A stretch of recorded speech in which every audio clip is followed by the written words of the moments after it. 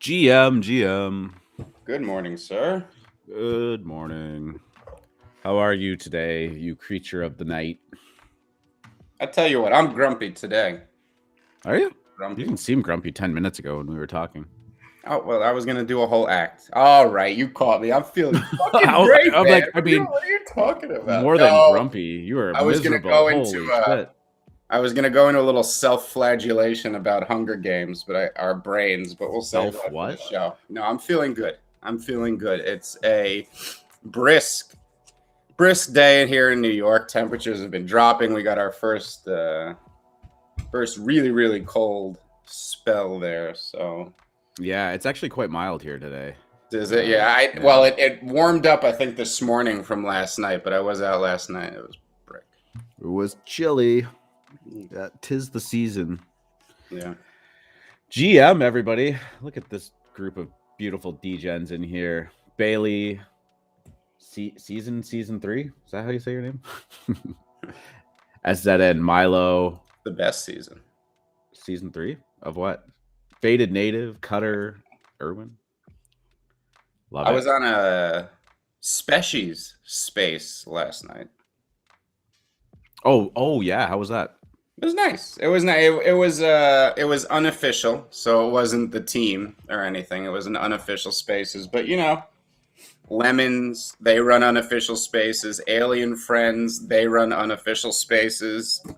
I like seeing the enthusiasm in these communities. People want to chill and talk about these fun collections that have taken the NFT world by storm. Even though they're all down 50% across the board recently, even Alien Friends down around 2.7 right now from its 4.2 high. But for the run we just had, I would say all those collections are doing mighty fine considering volume good left the secondary for a few days. Yeah, we got to at these fees.gas or whatever it is minting or dropping today kind of has me, I don't want to say worried. It's not like fear or anything, but gas has already been so high lately, and I'm not sure if it's directly correlated to LooksRare, but it seemed to start with LooksRare, and or maybe even just a bit before. But some of these altcoins, shitcoin season kind of bumps up the gas, and trading NFTs is hard into that. I paid a lot of gas when I was buying stuff on secondary yesterday, and I definitely felt it. Mm-hmm. Wilson, oh yeah, the Evo. Love it. This right here, I don't know. Free market, you ever play basketball? You a basketball player? Yeah, sure. Wicked jump shot. Do you? Wicked. Yeah, I love that you're so New York. Wicked smack. Oh no, that's Boston. That's sorry. Boston. Ooh, I'm sorry. That was bad. Yeah, I just started a fight. This is the ball. This is the premier ball to use when you're playing. What? A Wilson? Oh God, this is beautiful. No, it's got the perfect feel to it. My own opinion. I used to have a very, very nice Nike one too, but that was back in my teenage years and probably got destroyed or something. Bold take, Cotton. Bold take. Let's see how that plays out. Look at the NBA uses Spalding. So, and again, I'm not a balls aficionado. I know you know a lot more about balls than I do, but I just in general, I've seen Spalding as the ball of choice amongst Speaking of balls, there was a cool drop yesterday we're going to get into later in the show, huh? This was sexy. The degens were minting balls. Yeah, they were. The Australian Open tennis thing. Ooh, cool concepts. NFTs, they're going to be good. Yeah, this is actually really exciting. I love it. And we actually had a really good chat about what else can be done with stuff like this too. So that's going to be a good portion of our show. Knicks or Nets, I already know that free market is going to say the Knicks, and I am not a fan of either, but I would say the Knicks too. Yeah, definitely. I grew up as a Knicks fan. I don't dislike the Nets. I don't feel a rivalry with them in any way. I mean, they were always the New Jersey Nets. When I was a kid, and good to be in Brooklyn though. You know what? Honestly, I am not a fan of the Knicks whatsoever. Like, I am a Lakers fan. It is the NBA is more fun when the Knicks are good. I will say that.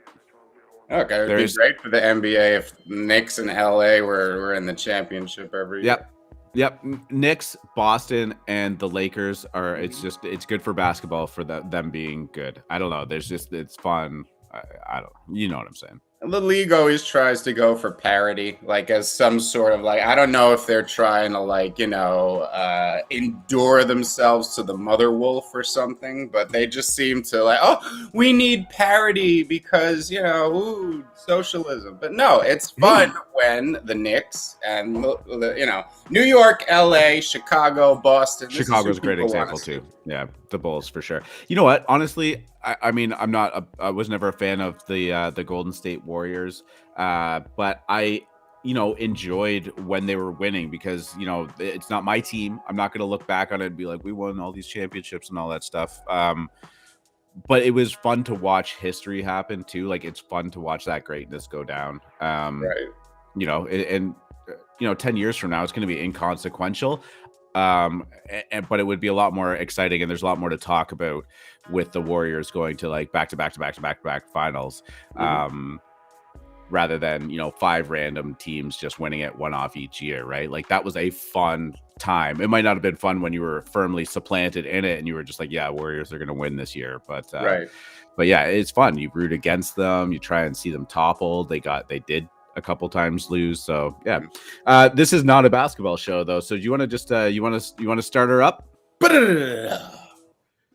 GM everybody, and welcome to the Thursday, January 13th edition of the AM show, hosted live on YouTube and Twitch TV. I want to thank everybody for tuning again on this brisk Thursday morning, at least where we're from. Free market is hiding indoors and burning old newspapers to stay warm right now. I am your host, R2Dgen, and I am joined with me, as always, by the previously mentioned free market capitalist. How you doing today? Hey now, doing well. Oh, yeah. I didn't give you the chance to say your hey now. Fuck, I'm sorry. Do you want to start the show over? I love you, Howard. Just saying. Yeah, we are coming off a very interesting day. A lot of minting happening yesterday. A lot of a lot of highs and lows. Some drama, and overall lots to talk about on the show this morning. What did you do with your Wednesday? Well, my Wednesday was very cool.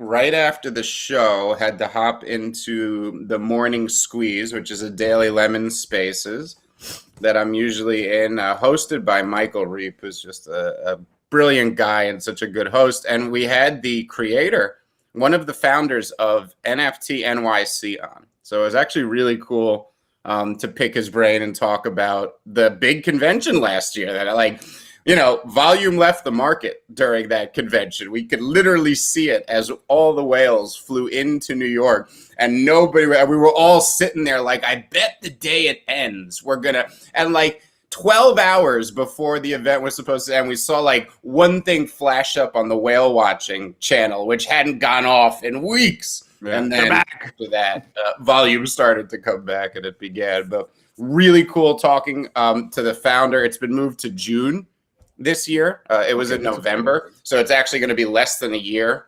until the next one, and that was really fun. And then I proceeded to get my cap cleaned by Hunger Brainz, which was a utter and total flop and failure, and that was not pleasant because amidst all of that drama, and while I was on the show, I completely missed the Azuki drop because it sold out in 3 seconds. So I had a great day, but boy, my trading day yesterday was the infallible free market capitalist took a L on the Hunger Brainz, but that is okay. You cannot be right on everything. No. If you were, I can be very wrong.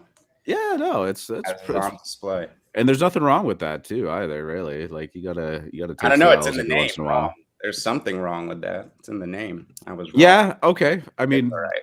Valid point, but we'll talk about it. Let's just say if you were always right about these things, you probably would not be on the show here this morning, and you'd be sitting on your private island with your private jet, and I would be one co-host down. So I appreciate you for being wrong every once in a while. My pleasure. While the team is acting like it is not over, they're going to have to say a lot. They're holding a Twitter Spaces today, so we could talk about what happened yesterday, but we don't know what's gonna happen until we find out what's going on with the team. But quite frankly, as somebody that was like enthusiastic about playing, excited about the art, and put my neck out there when when all the evidence was there for us to see that this was gonna be just a shit launch. They really, they completely dropped the ball here. It was a terrible contract. And I don't personally care to play. I don't want to play. They would have to say a lot. They'd have to like refund the money, cut supply. I don't know. They would have to do a lot. I don't expect my mint refunded necessarily, but their contract didn't work. And there were actions within the game, like it's an on-chain game, so you have to do actions, and each action costs gas since it's L1 and on-chain, right? And they didn't work. Like one zombie and one survivor was eligible to quote-unquote hunt, and that is your risk-taking action in which you can get your utility to all that stuff, whatever. You have a chance of dying. It failed for no reason. It wasn't on me. I didn't change my settings. I full sent at whatever MetaMask and their contract recommended, and it failed in 2 seconds. It had nothing to do. It was their contract. So I expect them to refund that gas. Yeah. But, I think the title of I minted at my own risk. If they don't pay me back the mint, I'm not going to kill the team. Do I think that if they wanted to save their reputations, they should? Yes. I think that if they want to save face here, unless they have some miraculous, because they even admitted last night the code is shit. Exactly everything that Mr. Bean and everybody who was skeptical said.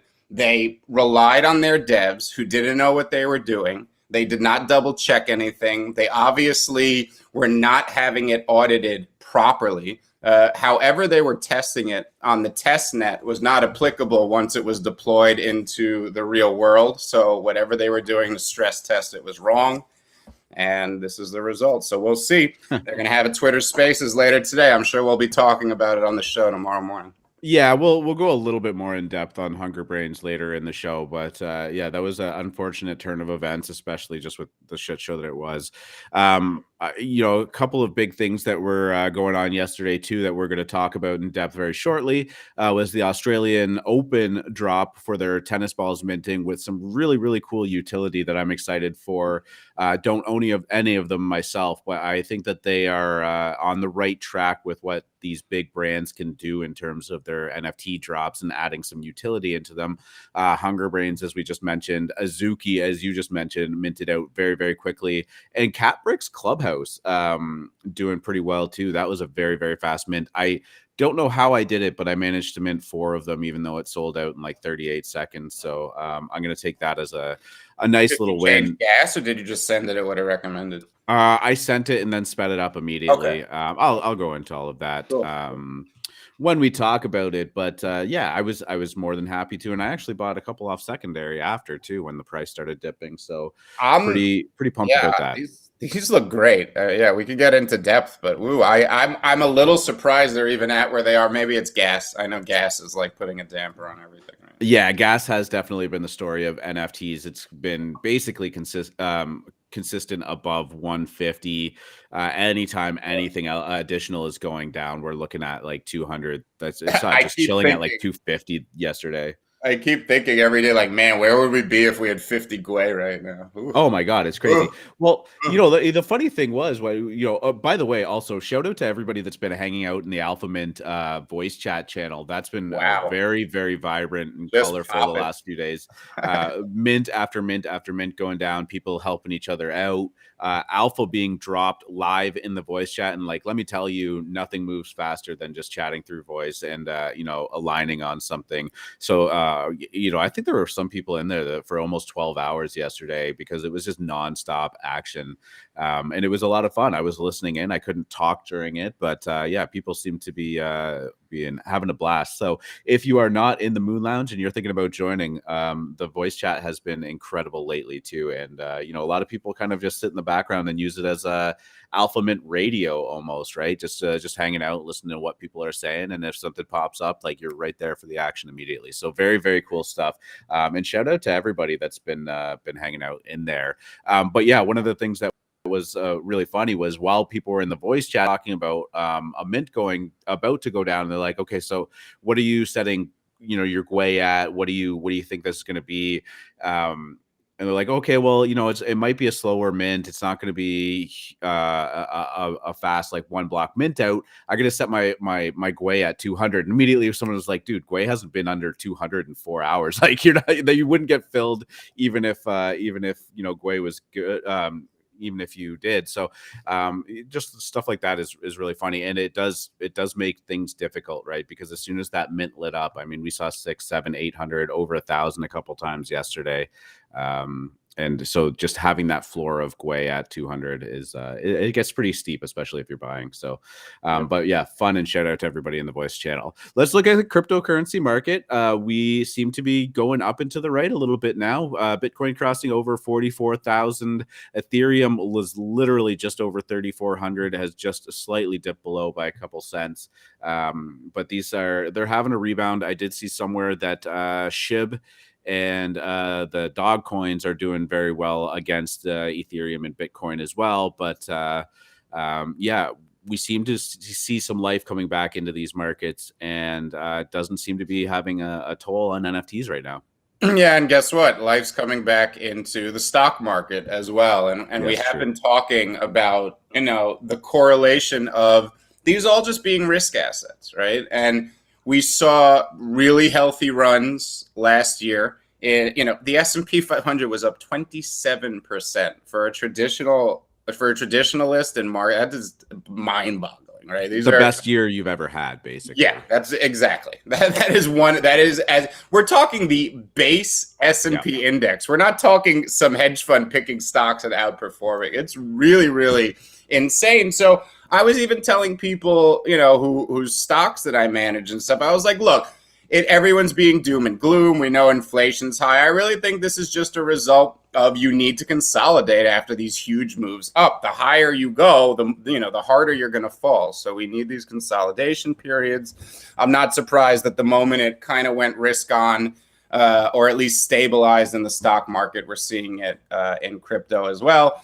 I think all of us here in NFT land are hoping it doesn't get too crazy to the upside, or at least it's a very slow march up. I think people don't understand that it's not the dollar price of Ethereum, because very few people out there right now are sitting there in USD thinking about NFTs every day and saying, today's the day I'm going to go change my USD into ETH and buy NFTs. And look, ETH's at 4,000. I'm not going to do, this isn't happening. All right. What happens is money goes to where it's hot. And when ETH starts ramping, 10, 15% of a day, and altcoins go crazy, the quick money traders rotate out of NFTs. And that's why you see the big crash. It's not because ETH is worth more in dollar terms. So if we get a very slow march to 4,000, I could still see NFTs working very well. But, we have the combination of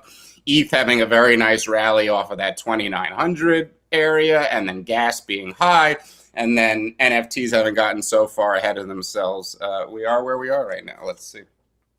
Yeah, I would love to see ETH just kind of go up by like $100 every few days or a week, even just that like slow, steady march where you're starting to just slowly climb back towards all-time highs, and everything will feel very, very comfortable in the NFT world. That's for sure. And I think you made a great point about this. Isn't just nobody's liquidating their NFTs because ETH went to a higher value, therefore their NFTs are now worth 20% more in USD. But rather that liquidation liquidation event happens just simply because of money flowing to where it's hot, right? Right. And a lot of times we see Bitcoin, well, in this market, Bitcoin and Ethereum rally kind of hand in hand. And as those levels start to get brought up, you start to see some of it pull out, and then you'll start to see the other coins like the Solana, Decentraland, and Sandbox seem ripe for the picking. They've had a pretty big dip during this little bear market that we've been in. Right. And they will probably see a disproportionate rise after as well, right? As that money kind of flows to where it is, and then things start to cool off. Everybody's decided that they've taken their profits and their positions and everything, and then you'll see some life flow back into NFTs as well. But when it's just slow and steady, NFTs seem like a great place to make some gains for sure. Yeah. And, people talk about bear markets a lot, and we talk about how that term, it's a little overused.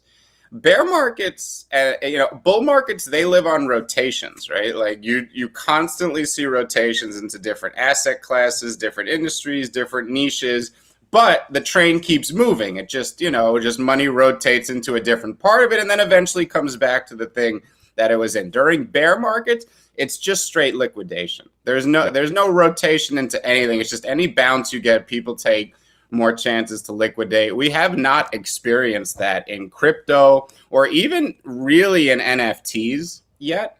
Those things tend to last a very long time. I know we call them bear markets. They're really rotations. And I just think, rotations in an illiquid asset are very jarring and they look very violent. So that's what I'll say about bear markets and rotation. You got it. Yeah. In rotation. That's all. Let's do a little bit of news here. U.S. committee announces hearing on cryptocurrency energy consumption. I don't really have any comment on this article in specific, but as these things start to heat up and there's lots of opportunity, the naysayers and the other side of the equation start to use the rallying cry. And lately, it has been all in on the energy consumption thing and how bad everything is for the environment. I actually listened to a CBC podcast yesterday about NFTs, and for those of you who aren't Canadian, CBC is kind of like our big national broadcasting channel with news and stuff like that. But they do a daily podcast that's about 20 minutes long, and one of them was on NFTs, and that was a big thing about it. Like, how bad is this stuff for the environment? Obviously, we are in the NFT world, and we don't. I don't think we believe that that's anything more than just FUD from the other side. But yeah, we're starting to see some life back in crypto, in NFTs, and now we start to see this narrative again. And it's not even effective FUD. Let's sit here and think about something for a second, okay? Let's think about all the energy and pollution being caused by mining or keeping our computers running or whatever the fuck it is. And now let's think about if you're a painter, okay? First, they have to chop down the trees for your canvas, all right? Then they have to process those trees in a very dirty manufacturing plant. Then they have to put it on a truck that spits out carbon monoxide into the atmosphere and get it to your lazy ass in Washington, Minnesota, so that you can paint the fucking duck, all right? And then the paint, all right? Unless you are locally harvesting all your supplies, okay, in a sustainable manner, you are having a worse effect on the environment than anybody dealing in NFTs. You're trashing the environment for your shitty paintings. Thank you. All right, show's over. Thanks for tuning in. We'll see you tomorrow. No, that was quite the mic drop, though. I loved it. I mean, time and time again, this has been shot down. The traditional finance market uses like 10 times as much energy as the cryptocurrency mining operations and stuff like that. It's not even close, but, people will say, well, we need that. We need our banks and stuff like that. Yeah, true. Right. Yeah, and you know what, Clay? People forget what a rounding error is, right? Like, you go after all of the wrong things and you look at things in a completely wrong way. Like, if you take all of the pollutives in the planet and whatnot, and you want to go and pick nits at something that's a 0.5% of it, like, even if that just ceased to exist, it's not making a dent in it, because, you know, the orders of magnitude of things that are contributing higher are.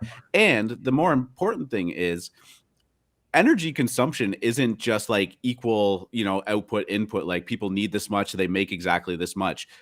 More energy is produced all of the time than people are needed, and we waste an incredible amount of energy just on like it evaporating, essentially, right? So, you know, I think a lot of people's FUD in this regard is misguided. And you are never going to fix the environment by telling human beings to stop progressing. The only way you're going to fix the environment is by technologically advancing to the point that we know how to do these things without burning coal, all right? It's all about technology. Technology is what's going to save us from climate change, and they want to slow it down. It's mind-boggling. And Clay, yes, this was a very directed story. It was not directed at you. I have been friends with a graffiti artist for years, and on Instagram, he went on some rant about NFTs, and I very politely told him that he was misinformed, and this is why, and I was promptly blocked 2 minutes later. I've bought art from this guy, okay? I have supported this person. I didn't curse at them. I was not mean. You know, I'm a little offended. I'm a little hurt. It was not directed at you, young kid. You know what though? Like, this is a an interesting topic, simply because, like, if you are big in the crypto space, you have large amounts of money involved in it and a lot at stake. You know, you vote with your ballot, you vote with your money, and you vote with your feet. This would be a vote with your money kind of thing, right? You can contribute to lobbying or, you know, advocate groups that can go and represent you in these, you know, committee hearings and stuff like that. And the better, more well funded and stuff they are, the better a shot you have at these things kind of being heard favorably. So, you know, those are important concepts too. But yeah, I mean, there's so much misguided FUD, and it's so easy to say something and then just do this la la la la la and not listen to the counter argument, right? Like this idea that anything is bad for the environment has to be bad. You know, what I would say to that too is, you know, when you're using energy to mine cryptocurrencies or, you know, secure the blockchain and whatnot, you are actually economically incentivized to use the cheapest, most renewable power source that exists and is available to you, because that makes your profit margins higher, right? So I would say that this is actually pushing the advancement of renewable resources into the forefront, because there's more money at your disposal in terms of higher margins if we get to that point. The other thing is, you cannot just, you know, historically, we look back on things hindsight, there's no way that we could have gone from you know, pre-energy to just solar panels. Like, you had to take all of these steps in order to be able to get to the next level, right? Like, you don't just get to jump those rungs on the ladder. So I mean, Martin Luther walked so Barack Obama could run. All right, this is just the way it is, man. And like, these people don't even care about the environment. They care whether you care about the environment. It's social pressure. This has nothing to do with it. All they want to do is, you know, make you think the way that they think. And I care about the environment. I try my best to not be wasteful and you know, whatever. It just really pisses me off. I love it. I'm getting you all fired up. You want to keep going? Well, no, it's a straw man, and it's absolutely it's crazy to me that it dominates the discourse right now. And I know it's not anybody's fault. It's just what the media latches onto because it's an easy story. And I am very pro solving climate change. I am not, you know, 100%. Coming from some conservative standpoint. This is just like madness. It's like mass brainwashing. I don't understand it. What these people are mad about is that you are making money and participating in an ecosystem that they either don't understand or they've been told to be firmly against, right? It's what it comes down to. Artists that have, you know, the starving artist traditionally that refuses to make the jump to the NFT is very frustrated by the fact that, you know, someone like Ghost, who made the jump to NFTs and is fucking killing it, or like all of these other artists that have made the jump to NFTs and are fucking killing it, are succeeding in a way that they didn't. And, they're just doubling down on their position. So I think we can move on from that. But I actually like seeing articles like this, not because I agree with them, but just because it means that, the other side is heating up again. They're seeing us, seeing crypto NFTs succeed. And now they start to put their foot on the FUD pedal, right? So you got it. Let's talk about another article that popped up on Decrypt, giving LooksRare a little bit of a shout out. Hot Ethereum NFT platform LooksRare is rife with wash trading and okay with it. LooksRare is Oh my God, I just spit. LooksRare is putting up more volume than OpenSea, but much of it is marked by inflated trades designed to manipulate the rewards model. The article does a pretty good job of going into what's going on, particularly with MeBits, people finding zero reward projects, things that haven't been set up yet, and wash trading a lot on it, pumping up I think the volume on MeBits yesterday was $100 million. We haven't talked about MeBits this much in 8 months. Oh my God, this is really the state of Larva Labs in a nutshell. But this is the only way that they can get it. That's so true. This is probably Larva Labs doing it. MeBits trading at 1,000 E yesterday. It was the only time that was ever going to happen. Yeah, it's just Larva Labs going in and trading their 5 MeBits back and forth, trying to generate some news. But hey, they made me $50 in WETH overnight. Go for it, guys. Thank you, MeBits. Yeah. But it was interesting because, yes, this is happening. Dingaling took to Twitter to address it as well. Let's look at what Looks is doing. $4.72 right now, and killing it. Dingaling did kind of address this in a really well thought out thread. I will post it to anybody that wants to, but you could just go to @DingalingTS and you will find it there. He says, yes, people are wash trading, but there's some good aspects to it too. He goes on to basically outline the reward structure that is designated for the distribution of looks for people that are trading on there. And he's basically saying, yes, day one, people made some good money off wash trading. But as this opportunity gets more and more out there and more people try to participate in it, the rewards that are distributed to the holders, because they're fixed each day, will start to get to the point where it isn't profitable because there is still that 2% fee that goes on. Now, the other thing that happens is, those 2% of fees in WETH are distributed to the stakers of the Looks token. So not only are they making a little bit of money, but they're also contributing to the pool of people that are making money. And that 2% is going back into the holders of Looks rather than, the LooksRare or, our favorite platform, OpenSea's pockets, right? So I think this is an important concept. So he's saying, yeah, sure, it's pumping up the volume. It's making us look maybe like we're busier than we are, but a lot of people are winning from it, including the LooksRare platform and including the NFT world, I think. Wow. And so, it's easy to get up in arms over a day one arbitrage opportunity that somebody found. But, when looking at the tokenomics of it, it's not sustainable. Yeah, and while they'll never say this in public for legal and appearance reasons, this is a feature, not a bug.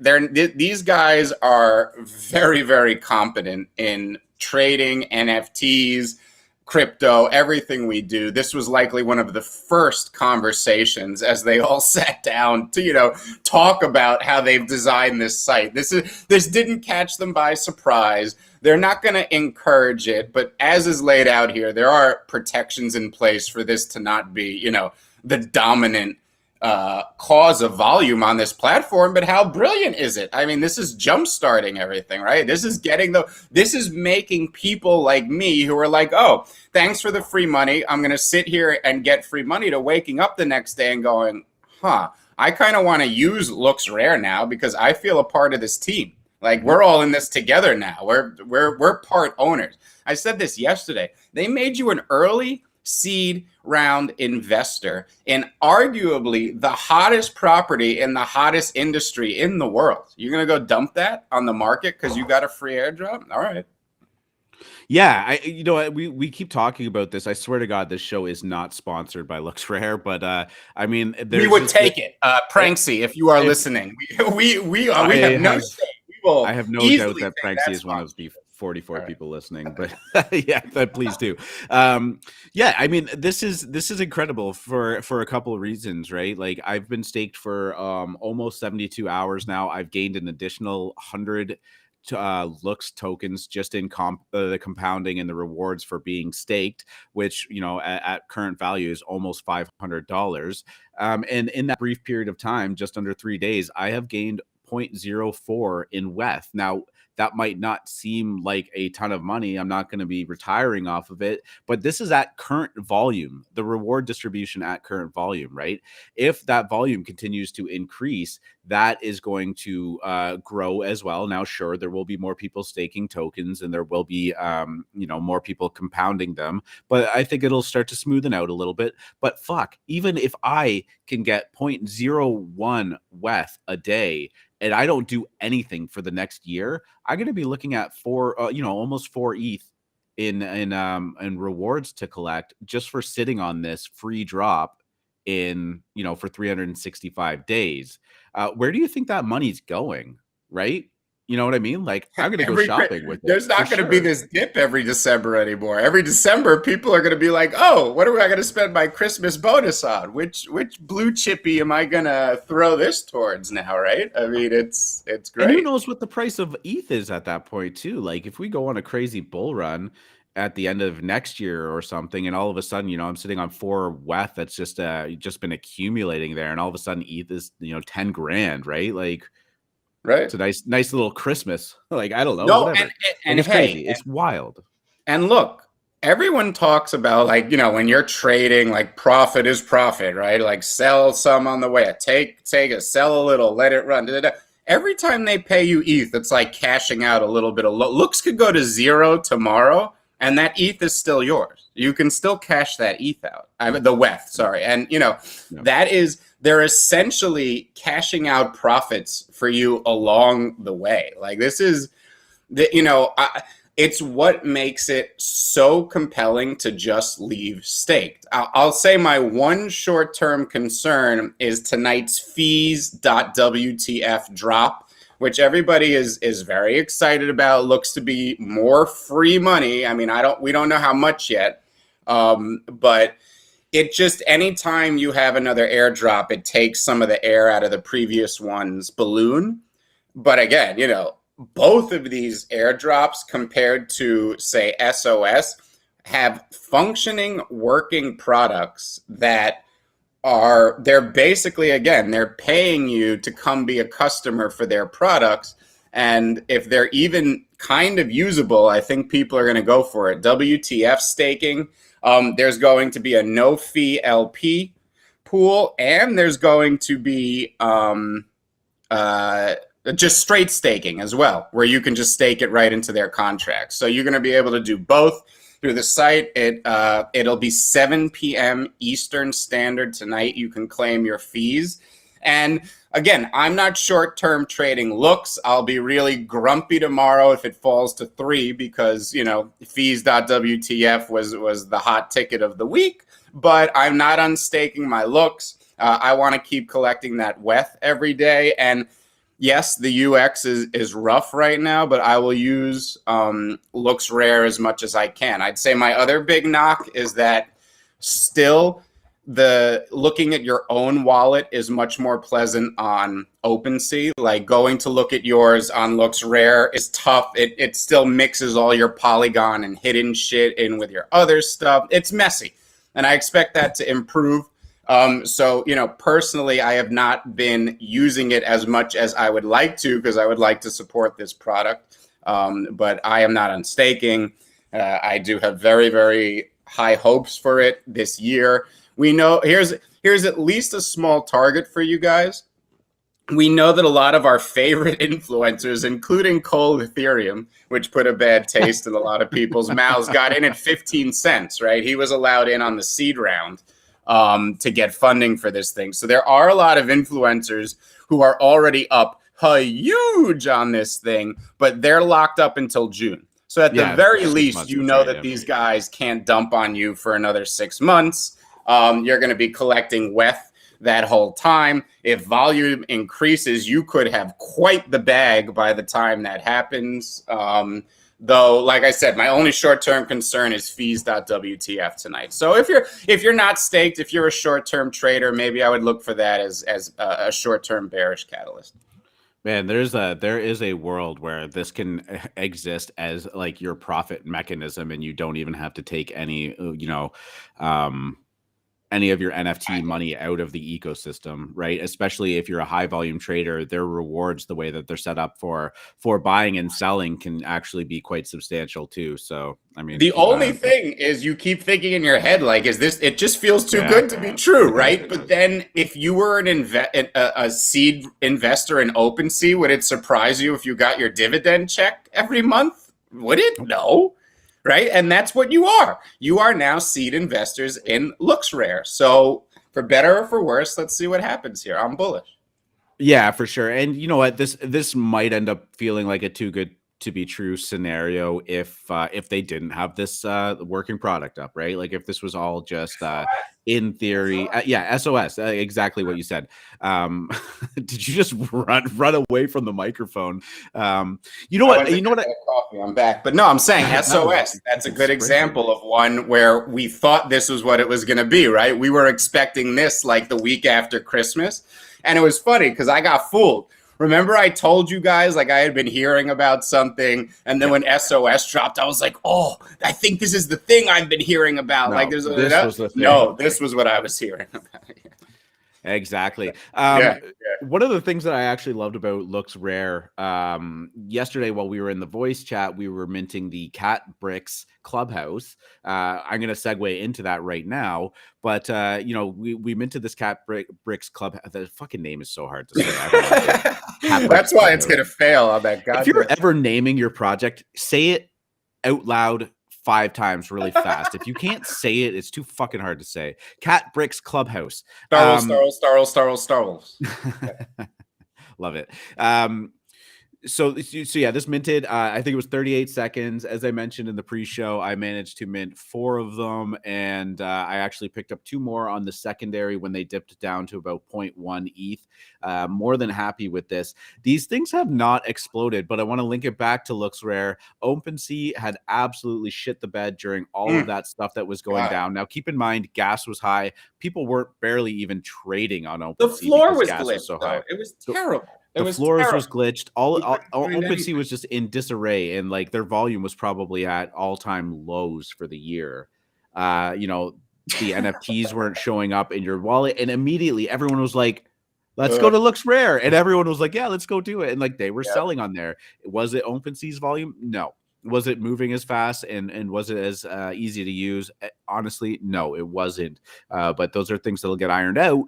But I love that was like the first instinct to just go over there. And you know what? It was working. And I think that's the biggest thing. If OpenSea can't get their shit together and people have that hunger and that desire to be minting, to be trading, to be flipping, to be participating in the NFT market space, and your default place that you go is OpenSea, and every time you don't dare hit the refresh button because it might not just come back up, people are going to go to LooksRare. It's an inevitability if that is the case. But let's actually talk about Cat Bricks Clubhouse. Just call them Cat Bricks. Don't even Bricks, the Clubhouse. We just got to throw it out. We're done with the Clubhouse. It's Cat Bricks. Lego Cats. I'm calling them Lego Cats. Don't do that. We're gonna get delisted if you do that. Let's not. Cats. Yeah. I don't know. Whatever, man. Fuck. CBC. It's the Canadian Broadcasting company. Channel? Corporation? Company? I don't know. Yeah, one of them. One of the 3. Let's talk CBC. So yeah, this was, I think there was about 1,800 of them left for public sale yesterday. That was going down at, I think, 4 p.m. Can't remember. Everything yesterday was a blur. But these things minted out in a flash. They weren't super gassy. The contract was actually pretty good on them.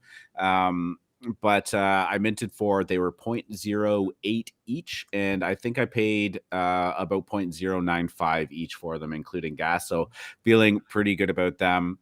The volume on them was quite high once OpenSea showed up once they showed up in the OpenSea wallet and trading kind of resumed on there. It slowed down a little bit, but I think there's some important things to remember here. One, this is a 3D, which is pretty hot right now. It's cute, which we know is hot right now. It's sort of, I don't even say it in a roundabout way. It's a CoolCats derivative. We saw how well CoolCats stuff did in lemons. Now, obviously, they had the blessing of lemons there. It's Lego, which everyone loves. And, you know, there's obviously that fine line of like, maybe you're flirting with something here, but we've seen enough Lego derivatives fine, I'll tell you. well, I mean, we've seen enough Lego derivatives in the real world that maybe not. But yeah, I mean, it seems to check a lot of boxes that are fitting right now. And based on their previews and sneak peeks and stuff, they actually look really good. There is a huge amount of things you can do with the traits on this, and I'm very excited. Now 48 hours till reveal means that there is lots of time for these to kind of redistribute. One of the things that I always look for on OpenSea when things are trading, and this was very, very prevalent in this collection yesterday, is when you're in the activity and you're looking at the listings, it's great to look at how many are being listed, how much they're being listed for. But one of the things I always look at are the serial numbers being listed too. And yesterday, by God, like most of the serial numbers that were being listed were above that 7,000, 8,000 mark, which means that it was all people that minted and they were all getting in and all trying to get out. Most of the people in the lower ones could only mint 2 for the presale list. And they seem to be, by and large, holding them. Now, that is changing a little bit. I'm starting to see this morning that some of the lower numbers are getting listed, but not in the way that the large ones were. Well, I think this is really bullish. You invented a custom indicator there, buddy, because on our dashboard we're designing, when you look at a collection, it should give you a percentage of how many for sale were pre-sale and how many were retail. Yeah. Because when you think about it, right, everyone in on the pre-sale tends to believe in the project a little, certainly a little bit more than like Sneaky Ninja Pants, who uses his bots to just hit any public sale and insta list, for 2 to 3x of whatever the mint was, right? So it's such a brilliant indicator to look at which numbers are being listed. If it's just the majority of people who are able to bang the public sale and are trying to dump for a small profit, and it's a project that has a little smoke, as I always like to say, then I think that it's a really bullish indicator. Especially, I got to say, this has all the hallmarks, and none of these things are ever guaranteed, but this feels like one of those that could rally after reveal, right? The art is spectacular. I mean, I was drawn to these like a month ago when I first saw them. I know a lot of CoolCats actually do love them, though this isn't, this is not like Little Lemons where it was like born out of the Discord and it's been nurtured by the team there. I've seen what the commons look like. There's a very good chance they just look so good. People are like, you know what? I want that one. And I want that one. And it just could be like either Swampverse or the Littles or one of these other ones where people were really in love with how the floors looked. If your floors, Little Lemons, great example. If your floors really look good and people aren't just like, oh man, this rare looks great, but I can't afford it, and the commons don't really get me off, so I'm not going to do it.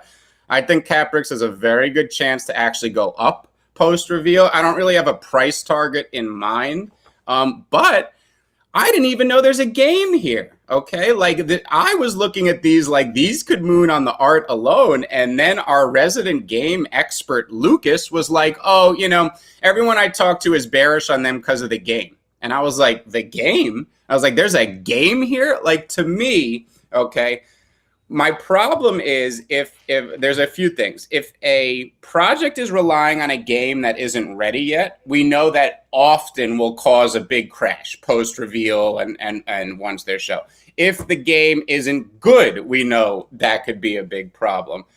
If they've only relied on the game in their roadmap as the selling point, then it's not that it's necessarily a problem, but it puts a lot of pressure on it. It really doesn't matter what the NFTs look like. It's more about whether the game performs and whether other people want to play it. With this project, I didn't even know about the game until yesterday. And that could just be on me for not doing a lot of research. But as I said before, look at these. Look at the ones R2 has up on the screen right now. I would buy. Oh, I want that shark head. I want that shark head bed. I would buy these. I think there's a very good chance they could rally after reveal. I don't think it will be like a traditional drop. And I'm sitting here looking at 0.12. I already bought some. I want to buy more. The preview is dope. Those little words flying around. Man, I like this project a lot. I guess our biggest concern. Two of the most litigious companies in the world, okay, are Lucasfilms and Lego. And we already know Lucasfilms went after Art Wars, and that has been delisted from OpenSea. There is a good chance Lego could go after Catbricks. And given the stature of CoolCats, and given this is one of the first properties besides Bored Apes that looks like it's going to be adopted by mainstream companies and put into all sorts of things, whether we're talking about the official partnership with Time Magazine, the upcoming TV show, the merchandise deals they have coming down the pike. I could very much see the Lego people looking at this, going into, New York, sitting down with the CoolCats people and saying, hey guys, you want to make an actual CoolCats Lego collection? We'll do NFTs and physicals. That would be huge. What are the odds that this actually is that? Oh my God. Well, in that case, we're going to 3E. So everyone pack your bags, right? Could you imagine? I was just thinking and this is like a pure speculation. I have not heard a rumor about this. Do not buy these based on this conversation. But to give people fair and equitable chances of getting in on these projects that these big companies know are going to do fantastic. We often talk about this with Banksy, right?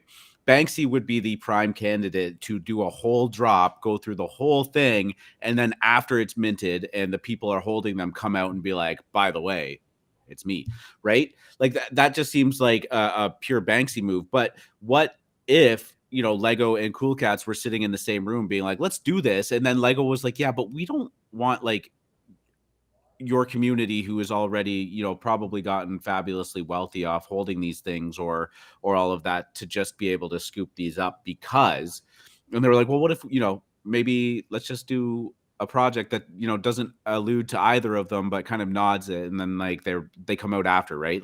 In the same way that Nike and Artifact they definitely had that deal banged out before the reveal, and then after the reveal they were like, oh, by the way, this is a Nike metaverse product now, and everyone's like, holy fuck. And this would be the play, I think. And I'm not saying that this is what's going to happen with this, but these are the resemblance of Lego and CoolCats is very striking. If you are concerned about these companies coming in and being like, no, not on our watch, you probably should be. But no, don't. I am getting breaking news here from Sir Cass that Lego does not actually own the copyright of their figures since 1993. As he says this, I actually kind of remember this. And I think they're going to be pretty safe. We know that CoolCats isn't going after them because that's just not very Web3. We allow derivatives to exist. Gotcha. We don't, we don't really go after them. And honestly, if Lego doesn't have a case here, I'm even more bullish now. I love these things. I love them. And Zopal is saying at the bottom of their website that this is not a Lego group endorsed project. So maybe they can't go back on that. Oh, there it is. I didn't never scroll down for the fine print, but Lego is a trademark of the Lego Group. Do not sponsor. Okay. Cool. Look. All very interesting information. There'd be legal ramifications if Lego was like, haha, this was just a marketing gimmick where nothing would happen to Lego. I don't think this is it. Please do not take this conversation as us thinking that Lego is behind this. But, here's what I'll say. This is going to happen this year. There are going to be projects that launch that are not what you think they are. And it's for the sole purpose of getting a community into something that an artist knows will make a bunch of people rich. It's going to happen a few times this year. They're going to do it for the pure Oprah. You get a car and you get a car and you get a car, because that makes the news, right? People like this. People want to see this stuff on TV. And if Banksy were to do a project, I could, everything he does is secret. Everything he does has an angle. So I could certainly see, I think we're going to see a few projects this year that launch basically in a secret manner where we don't really know what it is until afterwards, and they go, ha ha, guess what, it's us. I think that that's the fairest way for these projects to launch a lot of things, so that whales can't just come in and, like, you know, completely dominate the positions. I wholeheartedly agree that this will be a move that you will see some big companies make, and I think it's actually the right one too. Do you remember Banksy did a residency in New York? Okay, he came to New York for a little bit. He did some pieces around the city. He set up, now if you don't know, around Central Park, there are often painters who will set up little stands and sell their paintings right outside Central Park. Banksy set up a stand, filled the stand with his paintings, and sat out there for 4 hours. How many paintings do you think Banksy sold in 4 hours? Two. Yeah. Two people decided to stop and buy Banksy's, which are now unbelievably priceless, and they paid $10 each for those. $10 or $20 each for those. I love stories like that too. I remember watching a YouTube video of like a world class, I think it was a violinist or a cello player or something, taking this, like, you know, instrument from like the 1500s that was handcrafted and used by a very famous someone. Anyways, very historical. The thing was worth like millions of dollars, and they stood out on New York, on the streets of New York playing, and like literally nobody except children paid attention to them. Children were like the only people that were captivated by the fact that this was going on. I think there was like two people that stopped and were like, oh, holy shit, like, one, this guy is amazing, and two, like, that is a spectacular instrument. And they were just in that world. They, you know, probably played some orchestra music themselves. So very fascinating stuff. Shout out to Jaguar, who pointed out that it wasn't Banksy selling the paintings, it was an old man at the stand. But yeah, Banksy did a residency here. There's quite a few pieces around the city that I see now and again that Banksy did. Make me very happy. He's a king. I can't wait till he moves into NFTs. It's gonna, whatever he does, we are not going to be expecting it, and I'm looking forward to finding out what that is. Oh, he's going to do something too, and then he's going to do something dramatic, like burn all the ETH or something. Right. Yeah, very fun. Let's move into another really cool topic that we were talking about earlier. The Australian Open offered the tennis balls, art-infused tennis balls that match with real-time data. Now, I love this project for one simple reason. They took it a huge step further than just, you know, Pepsi doing the microphones or you know, the Coach bags or whatever. And now they actually integrated this into the Australian Open tennis tournament. So each one of these balls is going to correspond to a spot on the tennis courts. And if you own the corresponding NFT to the spot on the tennis court and a championship ball, which is, I think, the game point that wins the championship for each respective tournament. Now, remember, they have women's doubles, men's doubles. They have mixed doubles, and a couple others. Apparently, there's 11 of them. You will actually win the physical tennis ball, the Australian Open Championship tournament, and you will get it in a collectible case with a certificate of authenticity. This is fucking cool, man. Now there's just over 6,700 of these, so your odds of getting one of those aren't super high, but I do love the idea that they are, basically selling plots or real estate on their tennis courts, which give the viewers something to kind of root for and watch and pay attention to. I am not a huge tennis fan. I will watch it. I don't think you are either, but I do know some tennis fans, and let me tell you something. They are rabid about their love for the sport. I know plenty of people who make it their life mission to go to each of the Grand Slam tournaments, the Australian Open being one of them. And if I know tennis fans, and there's 6,700 of these, this could be something that in the future holds a lot of value to them. And I would love to see this NFT be the ownership for that spot on the tennis court in perpetuity. I think ideas like this are absolutely brilliant. I think they can be translated into a myriad of other sports. Think baseball. Think basketball, Steph Curry hits a 3-point shot from this area, you get the ball. Things like that being integrated into sports is where this is going. And I think that Australian Open taking that first step is brilliant. I actually grew up in a tennis family. My mother, my grandfather, and my father were all obsessed. They all played tennis while I was growing up.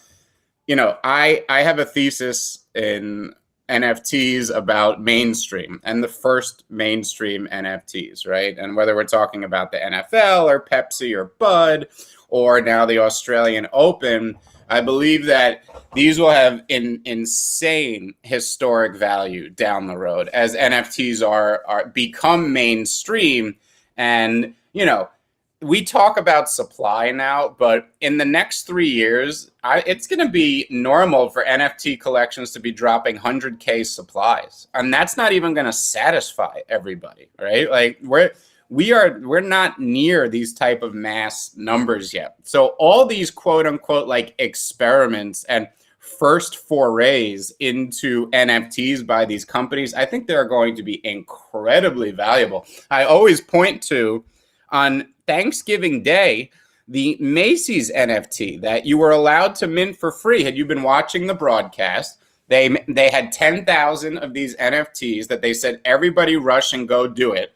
And it crashed their website. It crashed the Sweet.io website they were using to distribute these things. I'm assuming a lot more than 10,000 people tried to go get them. And next year, when they do 100,000 of these things, people are going to look back on this first edition, and I think they're going to be very valuable. So I love that. And not only that, I love the art of these Australian Open art balls. They look sick. I mean, I want one myself, and it just fits right into my thesis of historic mainstream NFTs. The first ones I think are going to be very, very sought after by collectors over the next decade. Yeah, I am. The more that we see these things pop up, the more of these brands that jump into it. And I think, some people have some worry. One of the things they were talking about in that podcast that I mentioned earlier about Pepsi was, it will be very apparent which companies are in here doing this for a cash grab, or even just like some like, hey, like how do you do, fellow kids? Like, look at us, we're here. And then there'll be very apparent which companies like the Australian Open brand have done some diligence into the space, have hired the right people to make this happen, and are treating it with respect and innovation, right? And yeah. These are the level. Yeah, and these are the projects that I think when you look back and you want to talk about historical context, these will be the ones that are the trailblazers leading the way. Say what you want about the Pepsi mic drops, but like I don't know, they didn't have any fun with it, right? Like, they botched a couple of things, but these were just, microphones with some traits on them and stuff like that. And sure, that some of them look good. Sure, it's Pepsi and it's, that pure Americana.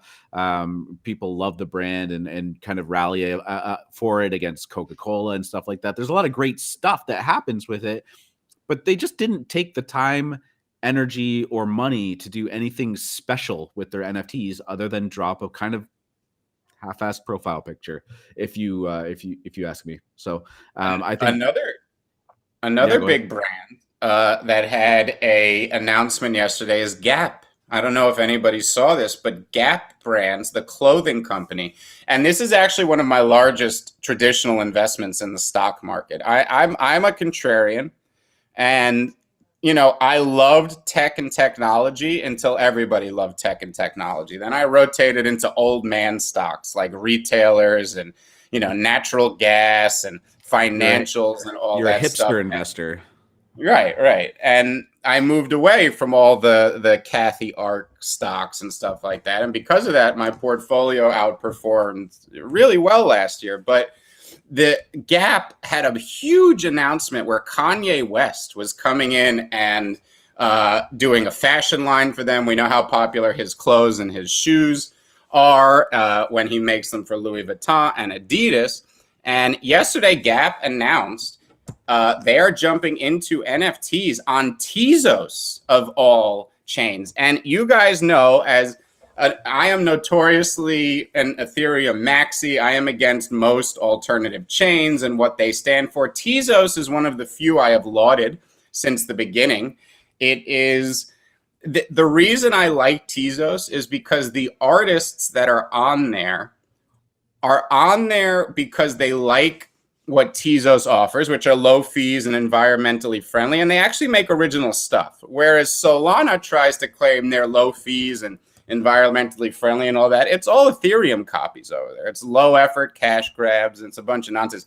Tezos is actual real artists who couldn't necessarily afford to go on Ethereum putting out great work. There's a lot of fabulous original Tezos only artists, and now GAP is jumping into NFTs and these will have physical apparel perks. All right, GAP threads are launching this week.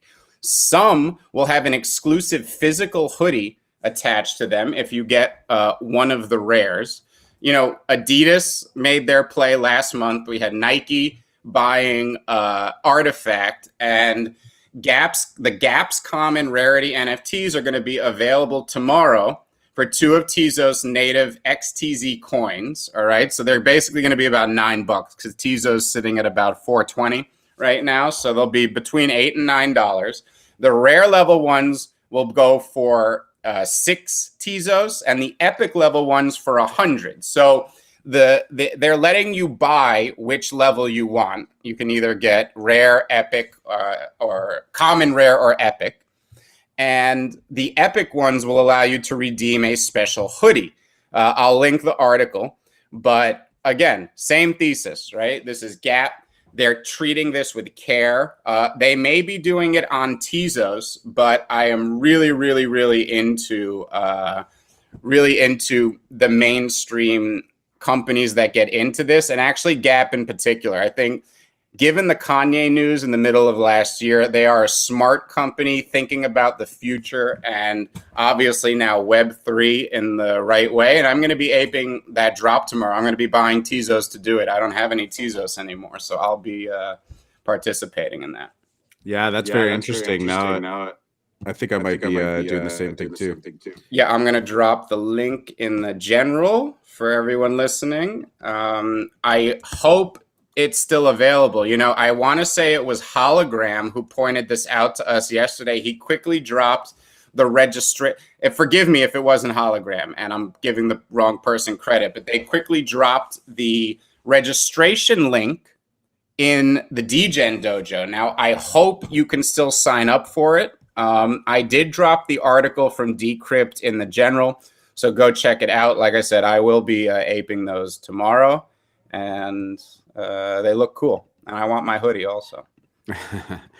Yeah, this is really exciting, and I actually don't mind the GAP brand at all too. They've been pretty culturally relevant for a long time. But last time I was in there, I saw some like Basquiat t-shirts too.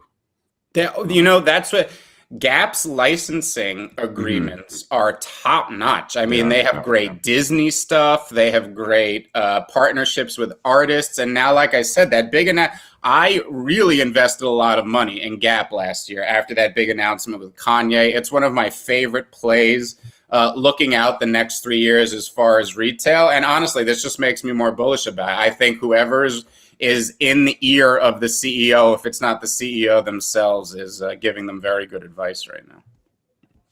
Dope. We'll have to take a quick or watch out for that and do a recap tomorrow. Or I guess they probably wouldn't have minted yet, but we'll definitely hit that up on the show on Monday for sure. See how that went. Let's talk about Azuki real quick, and then we'll finish it off with Hunger Brains, which you for the most part went over with. Azuki dropped yesterday. It was a Dutch auction at 1 p.m. Eastern, starting at 1 ETH, and it was dropping every 15 minutes or 20 minutes by 0.05. It did not even come to that. It minted out apparently in one block. I was posted up in a dentist chair yesterday during it, which was kind of a bummer. I would have tried to send it on this too, but yeah, we went into Azuki a little bit yesterday. The art is great. The website is very, very clean. This is a project that looks like they're taking their brand very seriously. doing a lot of different things with it, and they are trying to be very present kind of in the mind share of NFT participants. So I think that this project is doing pretty cool things. And right now, it looks like it was a bit of a cook as well. Last time I checked, it was 2.4 floor. I'm going to refresh that real quick. Yeah, holding about the same amount. This is pre-reveal. They got the little red bean there with some lightning going on it. It looks very, very clean. And if someone can actually let me know when these reveal, it's going to be very interesting to watch it go down. But yeah, so they're holding well above mint price, and apparently the gas wasn't even that bad on the contract too. So very successful drop from the Azuki team. And I think you mentioned already that you were not able to get in on this. You were squeezing some lemons. Yeah, it was so funny because I had to do the morning squeeze, and both of the drops I was looking forward to that day were during it. So I was like, all right, I can multitask here. I was able to mint Hunger Brainz, thank God, while I was on the early part of the squeeze. And then it started to get, intense in the sense I was asking questions to the NFT NYC founder. It was getting heated up. I don't know what compelled me to stand up for 3 seconds. Like, that's how fast this thing sold out. I stood up for 3 seconds, turned around. Everyone was like, Azuki was sold out. It's up, over 100% right now. It sold out instantly at 1 ETH. I wanted one, and if I bought one, I would be holding it. My only comment on Azuki versus, say, Cat Bricks is I've seen the comments. Somebody put a picture of 50 commons up next to each other, and I was not very impressed. They looked great. They looked good, but I looked at it, I was like, oh, it's Oni. Or, it wasn't like, whoa, these are stunning. Look at that comment. Ooh, I need that one. Ooh, I need that one. Now, there is so much smoke around this project, and it's sold out so quickly that I have very high hopes for it looking out, over the next weeks and months.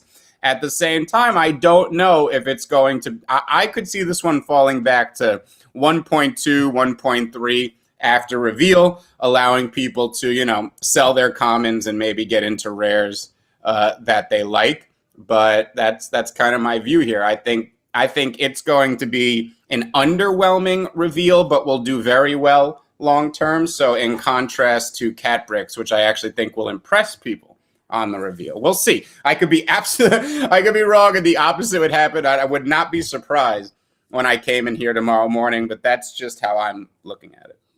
Yeah, I agree. I do think that Cat Bricks is there's going to be an instance of like it reveals and people go, oh wow, I like these are actually really good. And the Azuki might suffer a little bit from the Oni or the maybe like a Mechaverse kind of thing. Obviously, art style is very different, but I agree. I think the floor will dip post reveal personally.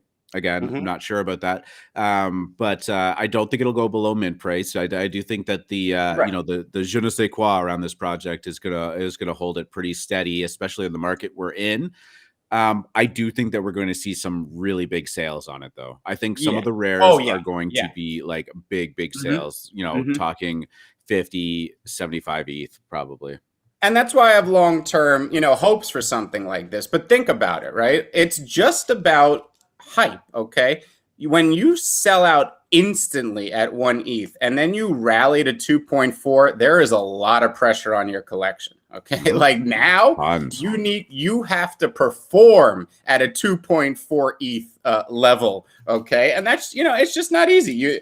Now, here's the two ways it could work. Either I'm wrong and the commons are just utterly stunning and the previews I saw were either muted or whatever it is, or they have great roadmap announcements ready to go. And this is what I always talk about with projects and creators, especially if you have good art. Especially if you already have hype and you think you can sell this project out anyway, don't tell them shit about the roadmap. There's no reason to. Just have those arrows in your quiver ready to deploy at any moment, and that could be another reason I'm wrong and Azuki continues to rally to 3 or 4 ETH. Maybe they have some very cool roadmap announcements. We know that this sold out at 1 ETH and rallied afterwards, basically on the team and their pedigree. So you never know what they could have here. We'll see. I'm bullish on this project. I'm just trying to look at, because we're traders here. How do you play these reveals? And it's different for each project, right? We try to look at, the playbook here, and with Cat Bricks and Azuki, are they revealing tomorrow, R2, if I'm not mistaken, both of these? They reveal tomorrow? Cat Bricks, I know, is revealing tomorrow unless anything gets pushed back. I saw a couple people in the chat asking that. It was 48 hours after the mint out. So if that is like completely true, then it should be about 4 p.m. Tomorrow. God, I fucking hate Friday reveals. The Illuminati drop was awful for that, only because it was like 7 to 8 p.m. Eastern. We were like trying to have people over for dinner and like cooking dinner, like smashing on the keyboard. Like, I minted this one, like I'm getting WETH offers on it. Can someone look it up? I'm like trying to make stuff, and like I had it in the back of my mind. I mean, I had this thing listed for 10 ETH, and I was just like, my attention unfortunately wasn't fully on the guests that we had over, which is shitty. Just like, please don't reveal Friday night.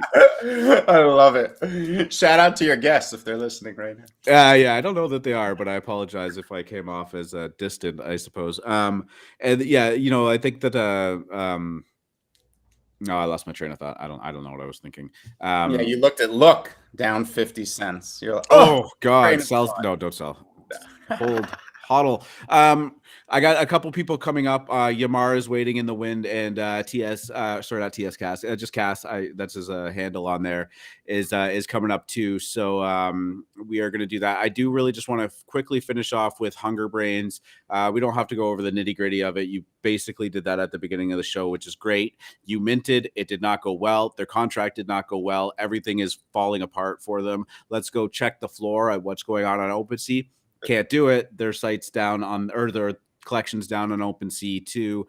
This has just been an absolute dumpster fire. I don't know that there's any way out of this for them. There are big names involved in this, and I think that it is going to start and stop at oops, our bad, and maybe either do some refunds or do something with the funding. As we mentioned, the people involved in the team probably don't need this money, if we're being honest with you, but I don't know that I particularly like the idea of refunding people the mint. No offense if that's kind of the stance you were taking, but there does have to be risk reward involved in this, and it can't be like we can't just demand our money back every time something doesn't go our way. I don't think that's good for the space, and also, as we mentioned yesterday, this was red flags abound. So if you minted, definitely was at your own risk. But and free market, I know you minted, so I'm not trying to rub salt in the wounds. I honestly would have minted too if I did not have an appointment. Sometimes real life obligations do win. But yeah, so that's where we're at with Hunger Brainz. As free market mentioned, there is going to be a Twitter Spaces going on where I'm sure they'll drop some more info. Everything Mr. Bean said was right. Everything I said was wrong. And while this team should be under no obligation to refund anybody's mint money, right? You mint these things at your own risk. I hate the idea that people go after teams if a project fit. Come on, everyone's trying out here. These guys were not trying to steal your money or rug you. They're just incompetent idiots. And while they don't need to be refunding your mint price, the most of the money yesterday dumped into that shitty contract was because of gas, and it was because the contract was poorly written. So while they're under no obligation, nor should they refund anybody's mint price, I actually put in a support ticket asking for my gas back because my transactions failed for no reason. This is not on me. This was on their contract. While it is my risk to buy these things, it is on them to have a workable game. Okay. And sure, in the end, it's all capitalism. It's all on me. I risked my money here. If it all goes away, I don't really have any recourse, nor should I say anything. At the same time, these guys supposedly want to remain in this industry and have some sort of shred of reputation left. So while I would never put the onus on them to refund mint price, they need to make people whole for the gas that they wasted on their shitty game. I mean, I tried to do an action in the game the moment my players became available to quote unquote hunt, because hunting is the action, and it instantly failed. I sent 0.8 to the 0.08 to the contract for no reason. Anybody who did that should be refunded the money, because that's on them. That's not on us. Your game if you sold us a game and it doesn't work, if this were a video game company and they sold you a game that didn't work, people would expect a refund. Okay, this is. I mean, could you imagine buying a car, driving it off the lot, and a mile down the road, the engine blows up, or like the steering wheel falls off, or whatever, and then you went back to them and be like, "Dude, I just bought this. Like, I just drove off the lot," and they're like, "Yeah, sorry, like that'll be $5,000 to fix." Like, it's not not going to happen. No, there is some onus on having a working product. There is. They do owe the community. I opened a support ticket. I'm hoping they respond to it, and their reputations completely ride on their moves here today. So we'll be listening to that Spaces and seeing what's up. Yeah, seeing in the chat that there was through the grapevine, unverified, that this was the same dev as the Cosmic Wyverns, and there was a lot of warnings that just now in no way should this reflect on MVHQ, even though every single person on this team came from there, and that name is going to be associated with this project forever. Yeah, I definitely agree with that too. Great community, by the way. They are sharps of the highest degree, next to Alpha Mint, of course. Let's bring Yamar up. We got a little bit of a lineup going here, which is great to see. Yamar, GM, what's going on? GM, guys, can you hear me? Loud and clear, man. You're good to go. Awesome. I'm on my phone today, so I don't have my computer rigged. Sounds fine. Awesome. So I still stick by my review on Azuki. That's what I'm up here to speak about. I'm sure some of you guys read it. That's at least listening. I still stick by it. I think it did so well because it's in the bull market, and I think that it will, over the course of time, you'll see some of that money flow out. And I think I know a lot of people are very bullish on it. I think it's a great product, and I think it's going to be a new brand in the marketplace and the NFT space. And I think it has a lot of potential. But to me, there's a lot lacking, and they're not promising a whole lot with it. So maybe in the long run, it does have potential. But I think it really good artwork. The artist is really good. But I just don't think I think it's a quick flip and to get out. But I think it don't sell just yet. I think it's still going to go up a little bit, and I just want to put that out there. Yeah, that's your kind of idea with Azuki. Did you actually mint any? Oh, man, I tried, but it was gone in a heartbeat. And I didn't want to pay 1 Ether for it because I don't think it was worth that. I was hoping it would get down to like below 0.5, but that was not the case. And that was this is kind of my point too with the reveal, right? Like, it's at 2.4 right now for the mere fact that it sold out so quickly at 1 ETH. Okay, so that puts a lot of pressure on your reveal, and that's the only reason I'm saying I could definitely see this falling back, not to or below mint, but certainly, we saw the first sales go off at 1.4, 1.5, and that's where I think it's going to go post reveal because of it. So I think so as well. I think it's going to fall back down. I mean, that's just what almost every single project, probably, I don't know what the percentage, but it does reduce back down. I mean, you always hope that it stays above that mint price, and I think that is where it's going to be that 1.2-ish range to 1.5. And I do think that if they continue to deliver, because a lot of the roadmap was very blurry and didn't really have a clear path what they were doing. Yeah. They were looking into options. Now, if they do some of those options, I mean, I think it's going to jump back up, and it probably might go over the 2, 3, 4 ETH range. But we do have a lot of big mints coming, at least next week and the week after. So you might see some people taking profit and sliding that money into other projects. So that is something to definitely look out for. Indeed. Cool. Yeah, for sure, man. I think that I think you're right, though. I think Azuki is a brand that we're going to see kicking around in the NFT space for quite some time, if not like as a permanent staple, for sure. I think that they're just clean. I think it works. I think that they've got a lot going for them, and as long as everything goes right with this drop, I don't think that they're going anywhere. I 100% agree. Awesome. Thanks, man. We're gonna pull Josh up on the stage. saw him up here or in the waiting room with his camera on, giving me the finger again. Thank you so much, Josh. GM to you too. GM. Hey, not the finger guns. Very different. Oh, Critical it was the finger difference. guns. Okay. That makes sense. All right. I just say it's a very small preview window there, so I'll take it as the finger guns then. Oh man, well, GM guys, yeah, it's been wild with Azuki. I mentioned one. It was I think the most I have spent on minting anything up until this point in this space.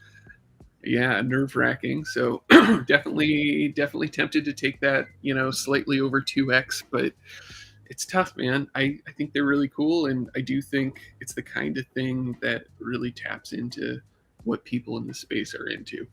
Like I think we got a lot more like anime nerd types here than people might realize. I think it's pervasive. Quite pervasive. Yeah, no, I mean that's completely fair. So you're still holding yours then? I am, but my hands are becoming more spinachy by the minute. Spinach hands, nice. Well, I mean, if it were me, and please don't take this as financial advice and do this with yours, but if it were me, given how much I love the art, but how I think the commons won't like blow people's socks off, I'd probably be looking to sell pre-reveal and then pick one up I liked, given the price, given how pricey all of these are. Because, if you sold it at 2.4, like I have a hard time believing it's going to just go to 3 and then you're not going to be able to get one I just, that's kind of where my head would be right now. Yeah, that's what I would be. I don't know. Don't take that as advice. I usually don't sell things pre-reveal. So personally, anyway, that's. No, DYOR, all that, but that is kind of how I'm thinking about this. On every single one of these ones I've seen, there's been a little bit of a drop post reveal and a chance to swoop in and grab a more common one that you actually like, less than whatever the price was right before the reveal. So that is how I'm thinking about it, most likely. I think your only danger is like Madonna buys an ape tonight, and then everything is up only, like we saw last Friday and Saturday. That would be your biggest Damn risk. you, Madonna. No, probably a good thing.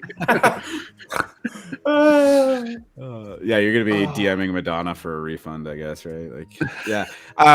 You know what? I mean, I tend to agree with free market on this point. Like, if I had minted this yesterday, it probably would have been more liquidity than I would want in a single NFT. And if it was a large portion of my liquidity, I wouldn't have been minting it at all. But if it was a large portion of your liquidity, I think personally I would sell pre-reveal as well. Like, and you can hope for that moonshot after, but I think that statistics are kind of on our, they're on our side until they're not, and typically.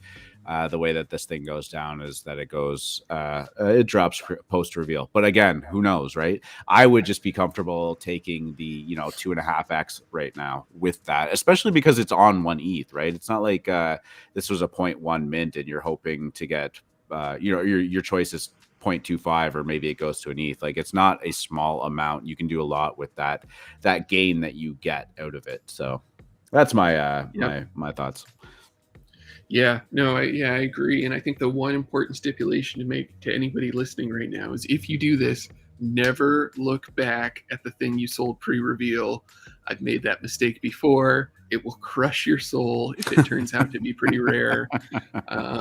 Everything I have sold is dead to me. Dead to me. I don't even. That's not true. Let's talk about Rare Ghost Club. Silence. Oh, I'm sorry. I threw it at him.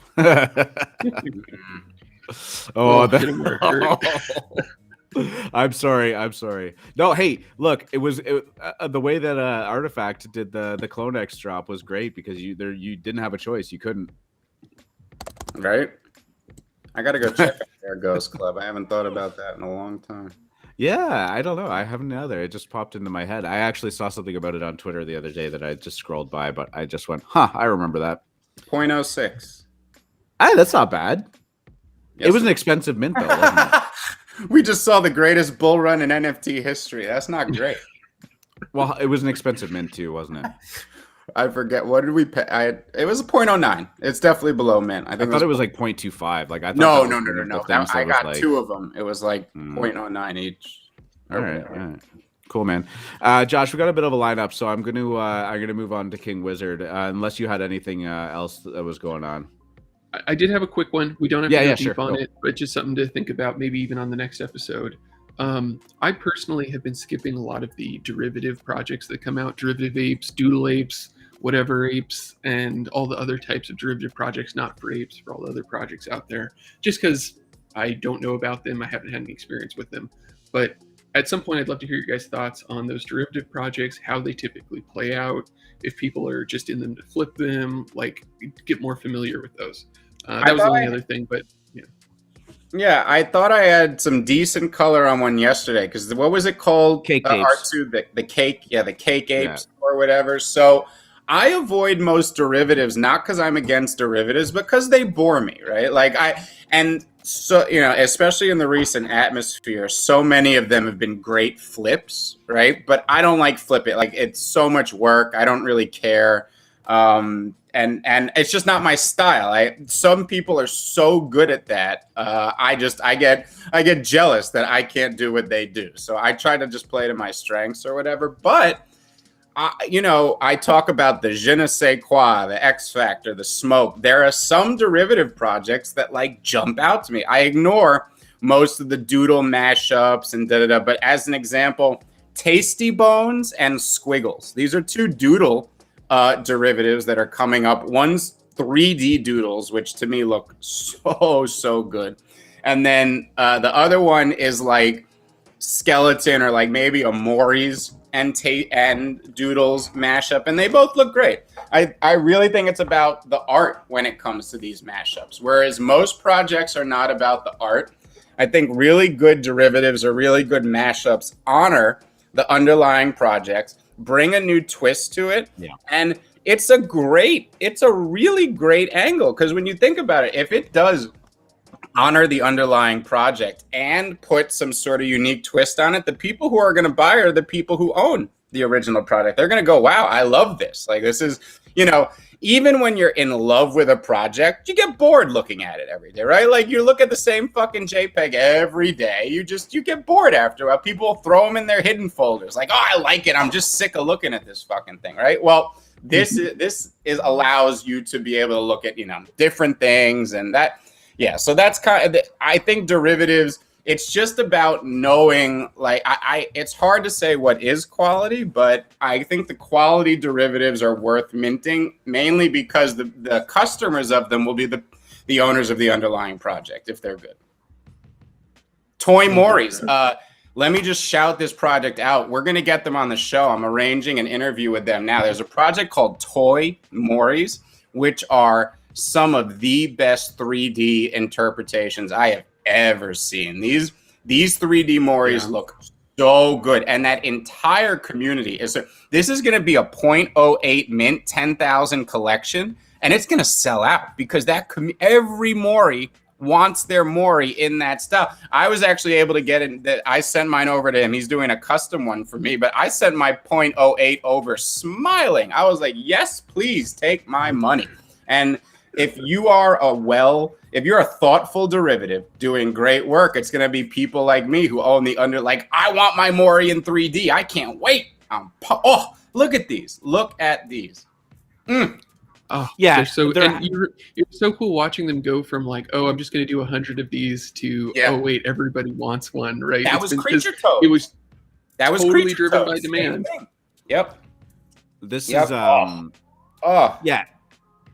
So in some like an instance like this is like there's clearly some effort involved in doing this, right? Like this was not just like I'm gonna throw this together and put it on a contract and mint the fuck out of this and take my money and run. Like these are good looking, and I think anytime you get a derivative that looks like that, I thought the cake apes look really well, or anything that adds on to their kind of their universe, whatever, right? Like we saw it with the ape Ape Wives, Ape Club. Wives, the Ape Kids. Ape Kids, yeah. It was like that thing where the ape holders go, oh, this is like my apes, but it's not a ripoff of my apes. Now, Right. like, oh, now I got a wife for my ape or whatever like that, right? So projects that put a lot of effort and look really good and are a clear nod to the project that they're deriving from, or the mashups that they're deriving from, but also kind of put their own twist on it so nobody feels like it's just a cheap ripoff. They can do well, but there are a lot of them. A lot of them flop, and you know, it's so hard to say. And I'm getting to the point where these aren't Instamints for me too, just because, you know, you got to be willing to, one, take the risk on it, and there is a lot of risk in it, and two, you got to be willing to sit there and like start smashing the sell button when things aren't looking great for you. I don't typically think that these are buy and hold projects unless they're like a free mint with low gas, or like this a very, very, very small chunk of your liquidity and you like the project. Totally. That's my take on it. Yeah. All right, you guys have a good one. Thanks for having me up and loving the show. Thank you, you got it, man. Josh, and you know, you changed your name from the S to the CJ on there, so not spazzing out anymore too. Have a good day, man. See you guys. King Wizard, GM, my friend, good to see you up here. How you doing, guys? Oh, great, man. How are you? Doing okay. Just wanted to see how you guys are doing. Also wanted to bring attention to some projects that I haven't been seeing many people talking about, similar to the crypto 3D Moris we just saw. I sent it in a private message. I don't know how to get the link to you guys. No, that's You okay. I guys- can see it. Is it the 3D Frankenpunks? Yeah. So I actually got super lucky, and I won a giveaway to get into their Discord, and they have like a small, tight-knit community, and they have not a huge following on Twitter. They have around 45K, but the art is somewhat similar, and I wanted to get you guys' opinion on it. If you guys want to take a look through of it, it's pretty cool, honestly. It's like they make their own versions. They basically copy other people's punks. I think they did an Alien Friends. They do the mutants, the mutant apes. So it's pretty cool. The artwork looks nice, and the pre-mint is for the people that got whitelisted is today, and then on Saturday I believe they're having a Dutch auction. So I mean, they don't look too bad, honestly. I honestly like great. Yeah, they nailed that like old like claymation style in 3D pretty well too. Actually, these look pretty clean, and I could definitely see holders of these derivative projects that they're being derived wanting to grab one of these just for the sake of it, for sure. So yeah, I'm pretty bullish on this project. Can't wait to see what they do. It's very well thought out. They have like a really extensive white paper that they wrote out, and it's nicely formatted. It's not just like some shit that just put together like 2 paragraphs and throw it on the website, like a lot of these derivatives that we're seeing with these doodles and whatnot. It's been a absolute flood these last 2 weeks with doodle derivatives. Doodles derivatives have been everywhere, man. Like it's almost getting to like, well, I shouldn't say almost. It probably is at like saturation point. Like I suspect that there's going to be diminishing returns on minting these projects for sure. I saw the Fanta dudes or whatever, and they didn't even really look that good, if I'm being honest with you. I heard like you guys talking about Azuki earlier. I think that project, like I want to just give you guys my opinion on it, just the way I see it, is that they're appealing to not just like us, like as an NFT community, but like the Chinese community starting to look at it too. They're starting to see like, hey, like this is artwork that I really like, and the artist is one of the main art for Overwatch, which is a very, very popular huge game. Yeah. So I personally love the video game. I played it a bunch. But like we're about to see a kind of like a boom in terms of NFT market with a lot of like new people coming in, especially like the Chinese people. Like they're starting to, like you guys saw that with Fanta Bears. Like they call that the equivalent to their Bored Ape, because Jay Chow, he's really famous over there. But we're about to see some insane things these next couple months, and I'm so excited that I'm here early. Yeah, I just saw some news. Somebody posted a Twitter link about China plans to legalize NFTs and kind of separating the laws from cryptocurrencies and kind of a differentiation there. I also suspect that this will be their own NFTs system. There's definitely some opposing views on it as well, but yeah, I think there's like you said, we're so early. There's tons of room for growth, and it's great. Yeah. Also, shout out to the Star Wolves. I've been in the Discord for a bit now, and I'm definitely the best experience I've had out of any of them.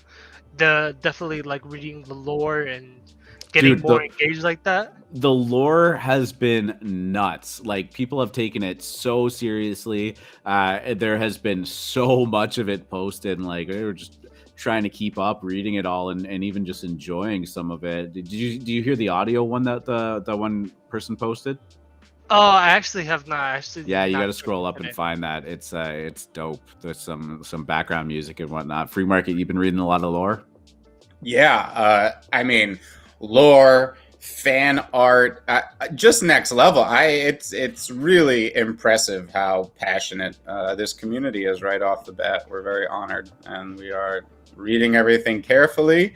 People are getting added into the Council of Elders, and boy, there's more to come, guys. We're in beta right now.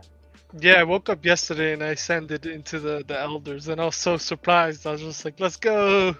I'm so stoked for what you guys are building, and I'm bullish on you guys. Bullish AF. Yeah, this is awesome. It's been so much fun, and the reception has been unbelievable. So if anyone's listening and you're not in there yet, don't panic. Like Free Market said, we're just beta testing, making sure that everything's perfect for the the impending storm for sure. Oh, the last thing that I want to mention to you guys, what do you guys think of the Galaxy Warriors? Do you see that? I know the reveal is on Saturday, and it hasn't been catching much attention because a lot of these other projects are pulling liquidity in, like the Azuki and whatnot. How do you guys feel about the Galaxy Warriors being the second collection? Honestly, man, I'm just pulling it up. I have no context. Never heard of this it. Is. I don't even know. Oh, you never heard of have you guys heard of the Galaxy Eggs at least? Oh yeah. I remember the 10,000 generative project. Yep. They're dropping another collection which they minted out, which are warriors, and they created a whole universe. Oh around shit, it. I remember these. And a comic, that was the second project that actually minted, and that's when 721 DAO minted like 1,000 of them, and people couldn't mint or whatnot. So I went straight to secondary. 721 calls themselves a DAO. I mean, now they're a DAO, right? I think they are. MVHQ makes P2Es now, and 721's this is fun. This is a good new world we live in now. I like it. For the Hunger Brains, I've heard that like it was mainly like the devs that were incompetent. That the dude Jacob, which was on the team, I believe, he's the one that really was trying to get everything together. But sometimes when you deal with incompetent people, you really can't make up for it. So I mean, they're all to blame at the same time, but they should have like chose somebody better. But it is what it is. I chose not to mint it. I saw that the gas fees was like 0.41 to mint my 3, and I was just like, that's absurd. Like, I know I wanted to catch ahead of everybody else, but I was like, that's expensive, especially and it's not forgiving. So I'm happy I made the right decision, but I feel bad for the others that paid those stupid amounts of gas fees. Yeah, it was rough, and like I said, this definitely shouldn't fall on MVHQ, even though every single person on this team came out of there and they were supporting it heavily. Yeah, so I mean that's my thought on it. But thank you for having me up here, guys. Yeah, of course, dude. We'll catch you soon. I'm going to bring Cass up on the stage now. We'll finish it off with him. Thank you for everybody coming up here.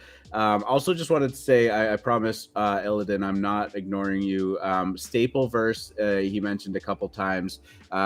Free Market or Cass, did either of you participate in Stapleverse?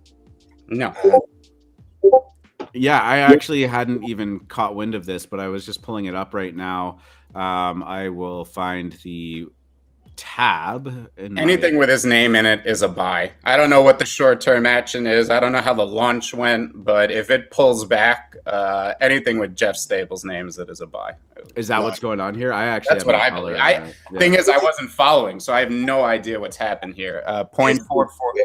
What's the do we know what it minted at? I'm trying to do some live research here. I guess I click on that button, see where that takes me.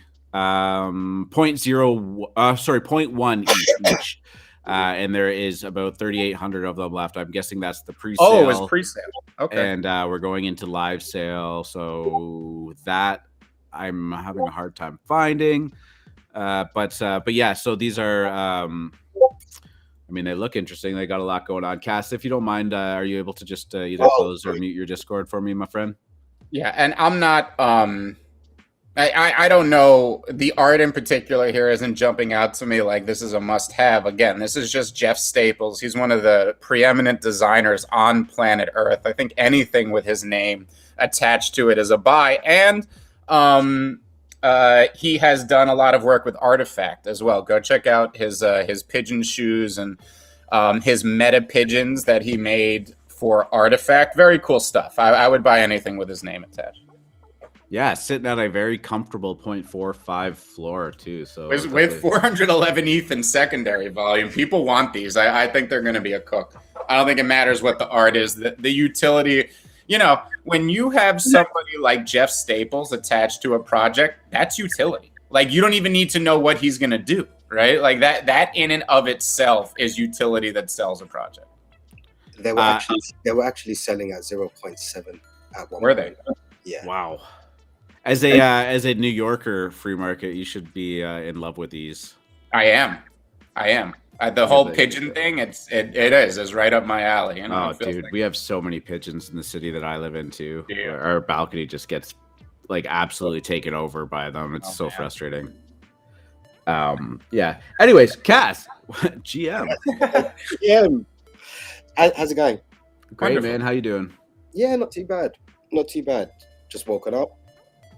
DJing all night. Hey, this NFT life is not the one.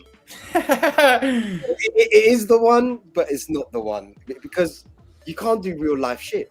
Yeah, that's just it. I was in that dilemma yesterday, right, where it was like these two mints were going down, Hunger Brainz and Azuki. I had a dentist appointment that was going through both of them, and it was just like, I was talking to Free Market. I'm like, God, I should cancel this or postpone it or something. And I was like, you know what? No, like sometimes you just got to do your real life shit. And you got to just take your beats sometimes. But thankfully, it prevented me from minting Hunger Brainz, which I would have. So yeah, sometimes real life wins. Yeah, sometimes it does, but then sometimes it's that, and it's the space itself. Because I don't know, man. It's just there's a different vibe, if that makes sense. I don't know. It's like the whole the energy, the adrenaline, the fast, everything happens in a minute. It's just captivating. So, but anyway, neither here nor there. Have you guys ever heard of Funkles? Funkles? A lot. Nope. Well, one of the first shows that I popped up on, I spoke about them. They just started out, and I think they're going to be minting on the 26th. But I think they're pretty cool. The way they built up their community was very organic. I'll send you the link of that. How do you spell? Oh yeah, okay, that's fine.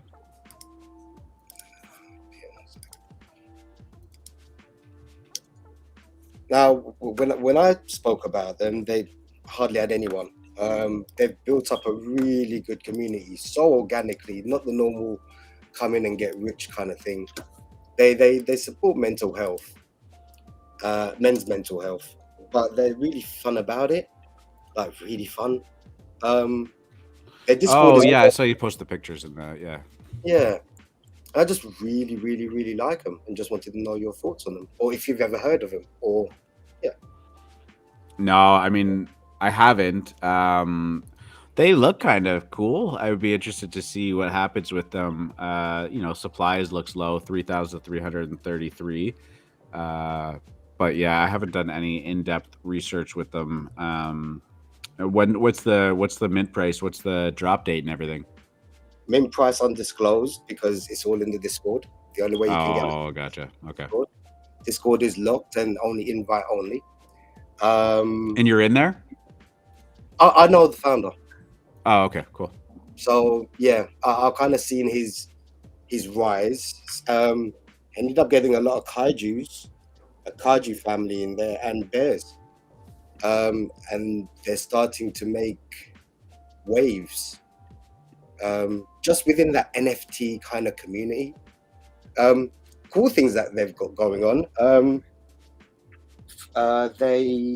They have partnered up, not just donating, but partnered up with Movember. Yep, I just saw that there. Yeah, and they were in like latter talks of partnering up with Red Bull. Oh, no kidding. Yeah, that's a big one.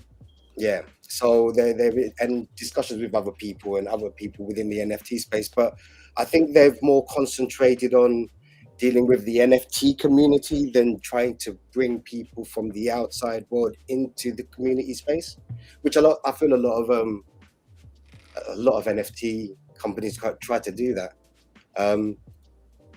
which is more of a learning curve for the general public when they come into the space. So yeah, they've kind of gone down that route. Not really promised much in terms of metaverse and blah blah blah.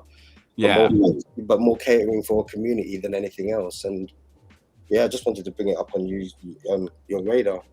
Yeah, yes. No, I was gonna say I hope like something like this succeeds. It's just especially because of the good cause that they're supporting and whatnot. So you always want to see these projects do well. Are you going to be minting them? I take it. Yeah. I'm minting because one benefit which was really cool was they will be offering to members. Well, this is what sold it to me from when I first heard about it. Members will be able to access one-on-one therapy sessions. Oh, okay, cool. Yeah, that's pretty cool.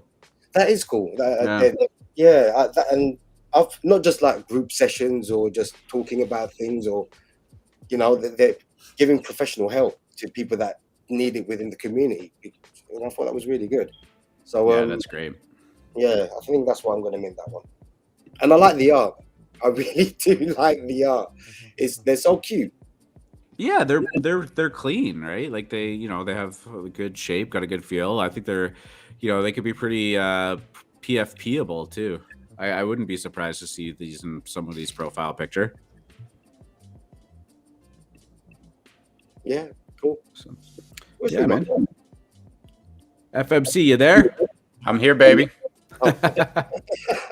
He's glued to the looks chart, I think. No, I'm sorry. I'm trying to figure out how to make it's all good, GAP. Man. There's a GAP thing launching in 37 minutes, and they make you register, but like I don't know how to load my Tezos wallet. I don't know what my Tezos wallet address is.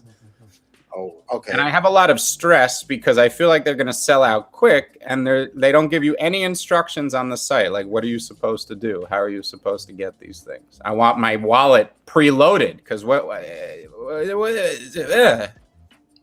Oh, another thing as well. With fees, what the fuck? Oh, sorry, WTF. Yes. Yeah. I actually I wanted to bring that up too because I actually think we glossed over that one. So much happening, but I'm glad you brought it up. So with that, I don't believe they've got a liquidity pool. Okay, not yet. I believe that there's an NFT that you can mint with your airdrop. Yep. Which then you have a dashboard to do wonderful things within the space. Right. This is kind of the overarching point I made, is that unlike SOS, both of these tokens launching have underlying products, workable, usable products on day one.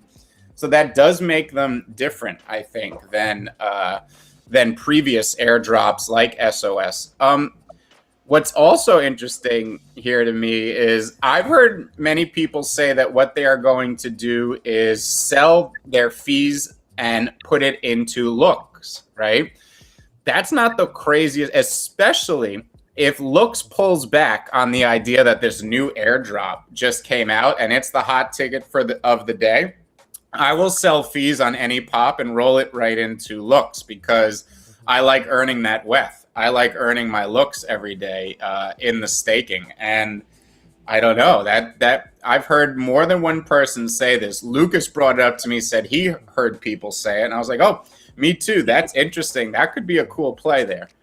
I mean, I'm turning into a Looks maxi here, so I don't know.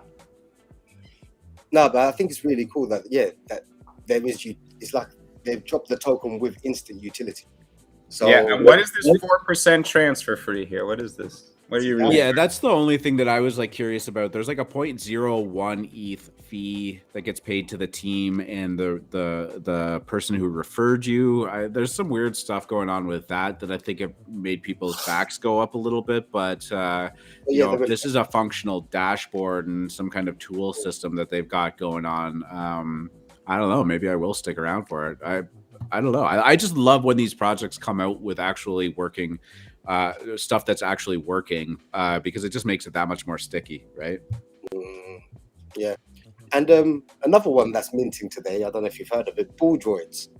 Yes.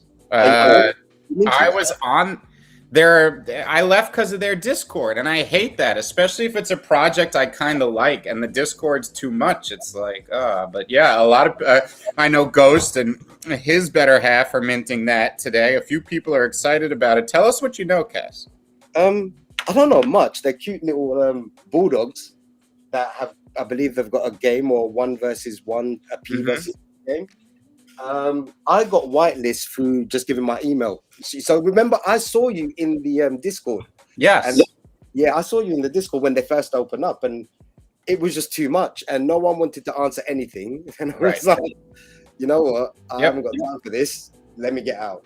But then at the same time, when I was doing the research on the website on the same day, I remember dropping my email address, thinking, because it said drop your email address and we'll email you a whitelist code. Yeah. And they actually did drop me a whitelist code. Oh, sick. Yeah, with I'm on tier 2, so I'm allowed to mint now at 0.05. The artwork seems cool. The graphics seems okay. I don't know if it's going to be on L1 or L2. I believe it's going to be on L1. The artist, most of the team is doxed. Yeah. Yeah, it seems okay. And at 0.05, I think I might just grab a couple and see what it goes at. If it goes to nothing, okay then. But I like the art. You know, games, what worries me is that every project wants to attach a game now, right? I mean, it's just because it's obviously the hot meta. And I'm getting more and more worried about projects that I didn't know had a game. And I knew Bullroids was having a game from the beginning. But yeah, I think it's worth a mint too. I didn't get on the whitelist. At least I don't remember getting on the whitelist. I guess I have to go check my wallets. But yeah, there's a few of us who I know are going to mint that today in the Alpha Mint Moon Lounge. So that'll be one we're watching. Oh, sick. Okay. Yeah, so I'm going to mint that in a bit. Cool. And yeah. Just and just to see what happens with it. But you're right. I think the whole game thing is going to get super saturated.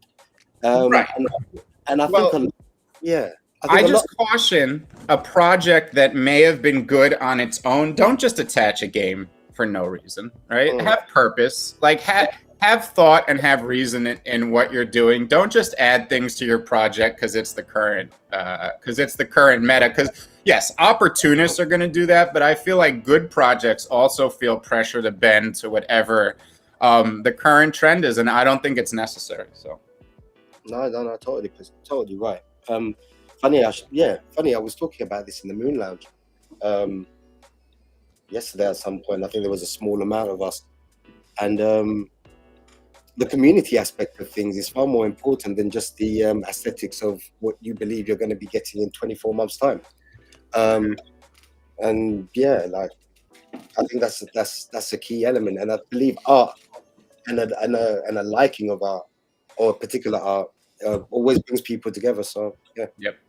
Anyway, on that note, thank you guys for having me up, and I'll catch up with you soon. Thank you, sir.